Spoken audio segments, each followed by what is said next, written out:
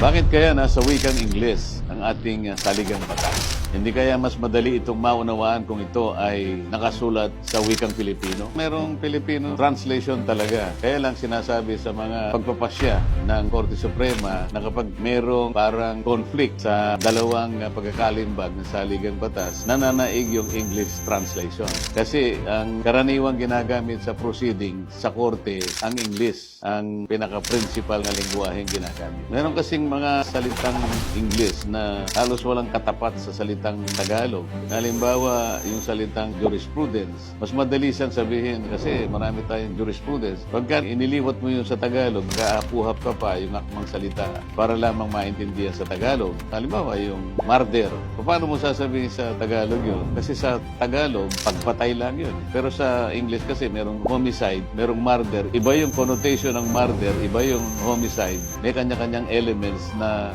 nagdidistingge ng krimen na naganap. Pag homicide, hindi sinasadya. Walang mga aggravating circumstances. Pero pag murder, yung pagsadya nandun eh. Wala siyang maitapat kung minsan. At kung mayroon mang maitapat, malayo yung ibig sabihin.